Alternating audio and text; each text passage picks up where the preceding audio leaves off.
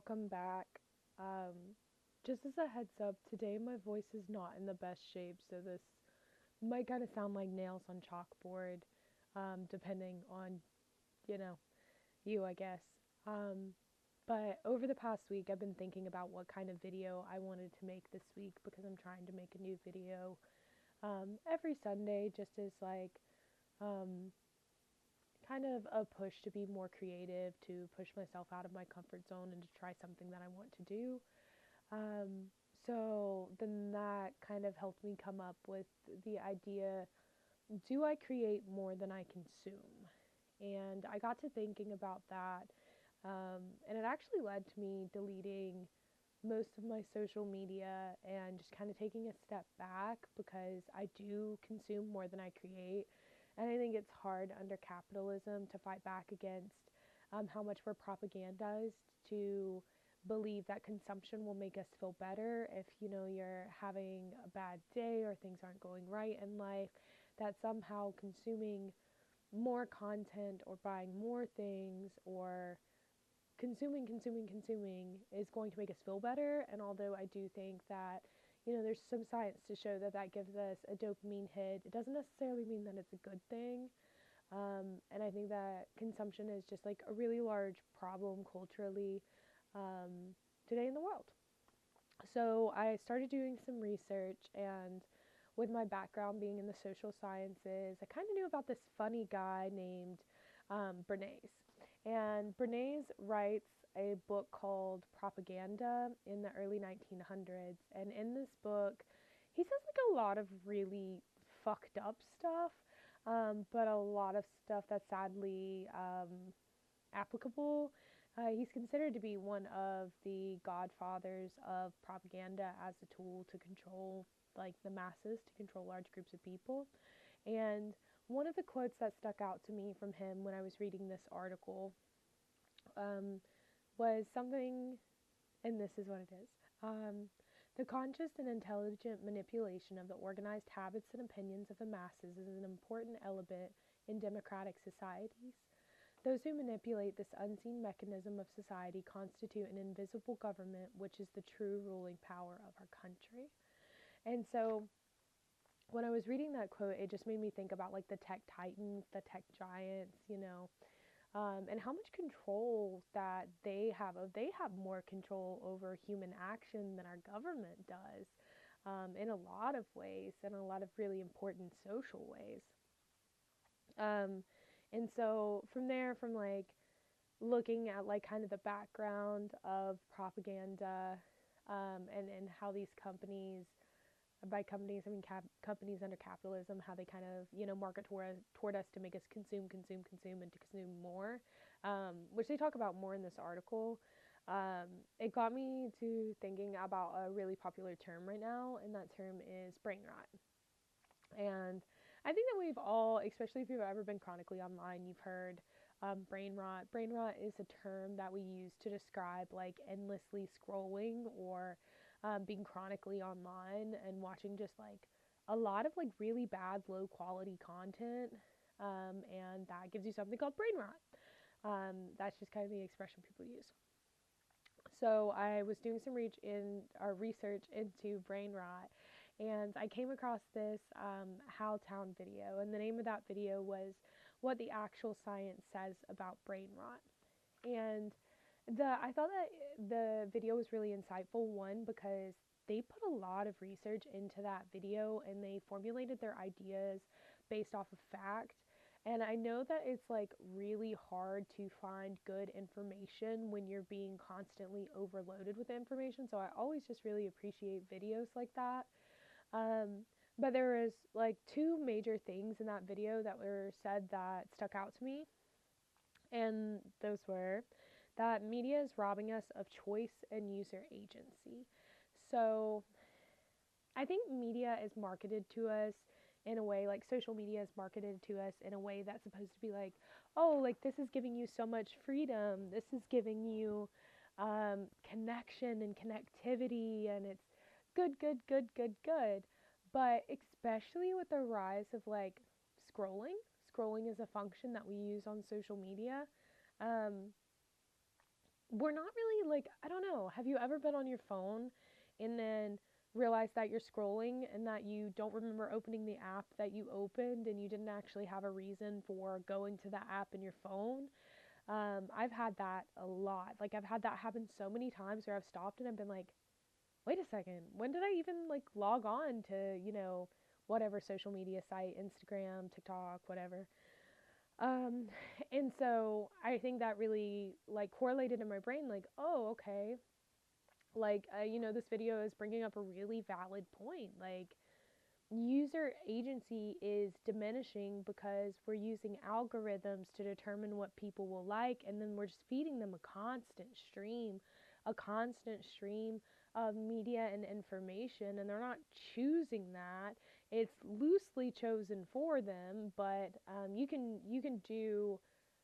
can have different inputs to change what your algorithm will output, but the conscious user agency really isn't there. So um, I think it's really manipulative, and it's really easy to put information in people's ways or in people's paths, and it's information that they're not choosing. That's not agency. That's not control over what we're seeing and what we're using. That that is mindless consumption, and that's kind of this idea that's been scratching my brain all week. Is like, am I a mindless consumer? Well, of course, under this premise, in a lot of ways, I am a mindless consumer, and I don't want to be that way. I don't want to be a mindless consumer, and I'm sure that if you're watching this video, you probably don't want to be a mindless consumer either. I think that there's a big movement right now to go back to analog media, to go to long form media, because people are feeling the negative effects that this kind of consumption based culture has on our brains, and the want to feel normal again, for a lack of better terms, to want our, like, in this article that I'm referencing, our video I'm referencing from Howtown, they talk about the attention span and what information we might have on how social media is impacting our attention span. I think that there's a lot of conversation happening about people who feel like they're losing their attention span, they're losing parts of their memory, like, that these forms of media and this form of consumption is really harmful to them. And I think that consumption in general, it can be not just social media. Like, think about fast fashion and the impact that it has on our planet, or, overconsumption when, people have multiple homes and multiple cars, but we have people who are sleeping on the street who can't survive because of the way our system is set up. Overconsumption overall, in my opinion, is just negative. And at this point, it's a culture. We're a consumption based culture, and we have been a consumption based culture for probably the last 100 years or so. But so, okay, I'm thinking about all these ideas, right? I'm thinking about my own consumption. I'm thinking about the past of consumption, thinking about the present of consumption. And so I was like, okay, it's good to know all of these things, but what do I do about it? Is there something that I can do to like have an impact? And the first notable thing that I thought of course, was delete off my social media. So I've had social media on my phone for about a week, and hopefully it stays off. Hopefully I don't feel a need to go back to it. My brain's feeling a lot better. Um, but so I started doing some reading into like how do we like combat consumption. And so another common idea that's been coming out a lot lately is we combat consumption with creativity. Okay, well, if that's what we're combating with, then we should probably know our tool. What is our tool? How do we define creativity? So I did some research. The article is called The Science Behind Creativity, and it's by Kristen Weir. I think that's how you pronounce her last name. Um, but the definition that's given in that article, and it's a scientific based article, like there's a lot of heavy science in it. Um, but something to understand about the scientific method is things have to be measurable. If we can't measure them, then how do we study them? So they were trying to create a measurable or give the measurable definition for creativity. And so the first definition that we get is creativity is original and effective. And from the article and from what I was reading from these scientists, effective is kind of hard to measure.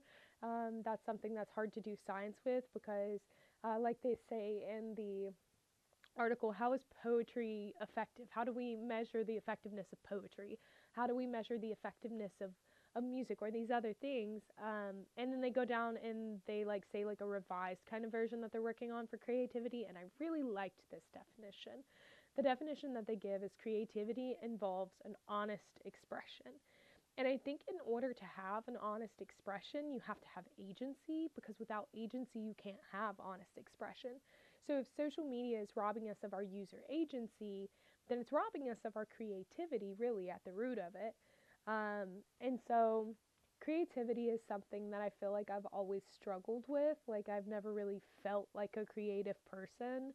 And maybe that's because I was working off of the wrong definition of creativity, or maybe it's because of this important idea that I feel this article by Weir brings up, which is creativity is a skill.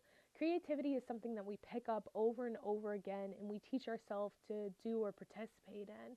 And I thought that was really interesting as someone who has never really felt creative, because I feel like I was always given this definition of creativity as something you either have or you don't have. It's not something you can learn.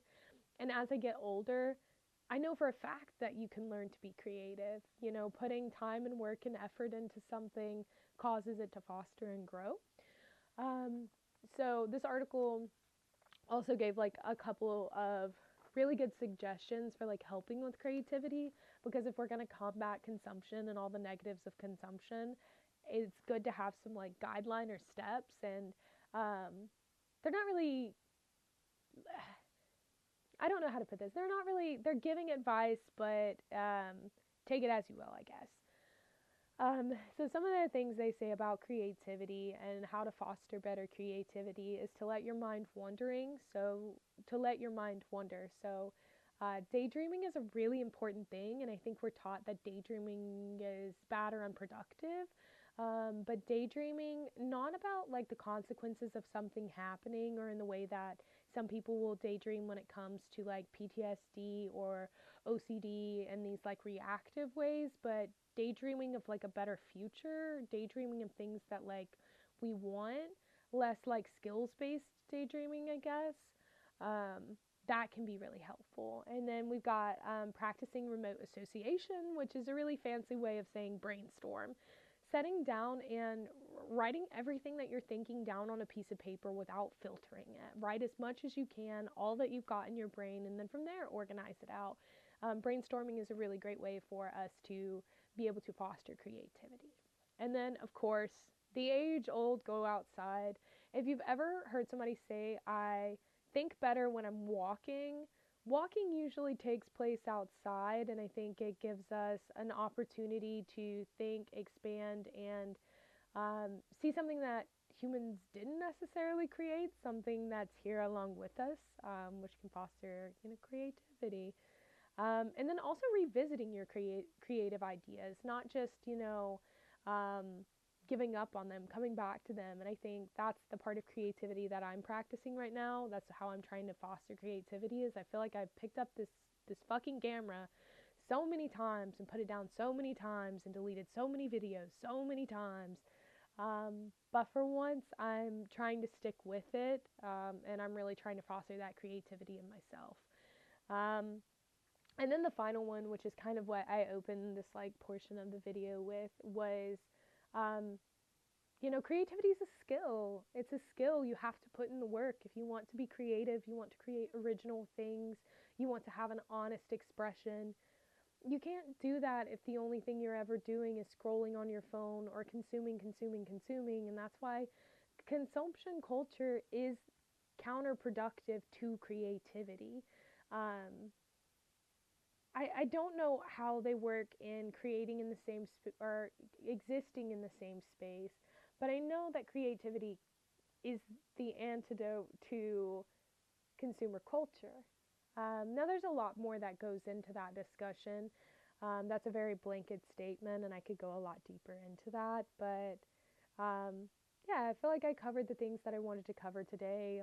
This was an idea that was just kind of floating around in my head all week, and it was nice to be able to piece it together and then to turn it into something, to turn it into a video. So I hope you enjoy watching this just as much as I enjoyed making this, and happy Sunday.